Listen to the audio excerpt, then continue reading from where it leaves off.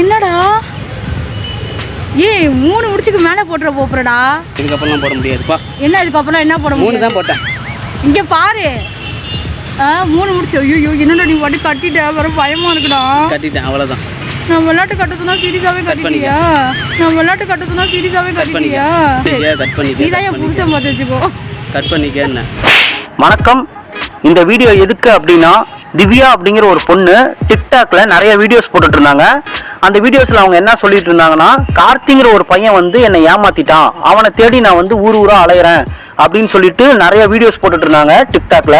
அந்த பொண்ணு வந்து பாத்தீங்கன்னா அந்த லவ் பண்ற பையனை வந்து செல்லமா காத்த ஒளி கார்த்தி அப்படின்னு சொல்லிட்டு கூப்பிடுவாங்க. அது கூட நல்லா இருக்கும், அவங்க சொல்லும் போது நல்லா இருக்கும். கார்த்தி கார்த்தி கண்டார கார்த்தி, முட்டை சாதம் கார்த்தி, சாப்பிட வாடா கார்த்தி, கண்டார ஊழி கார்த்தி. அவங்களும் ரொம்ப நாளா அந்த கார்த்தியை தேடிட்டு இருந்தாங்க. பாவம் கிடைக்கல போல இருக்கு. அவர் வந்து விட்டுட்டு போயிட்டாரா இல்ல வந்து இவங்க பண்ற ராவடியில விட்டுட்டு போனாரான்னு தெரியல.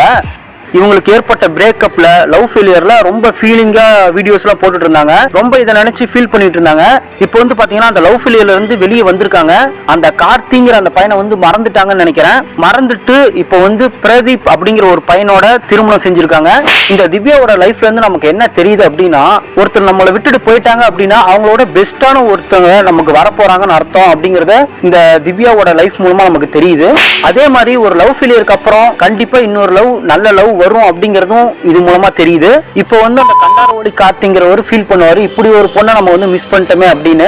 எப்படியோ திவ்யாவுக்கு திருமணம் ஆயிடுச்சு, அவங்க நல்லா இருக்குன்னு நம்ம எல்லாரும் கடவுளை வேண்டிப்போம். நன்றி.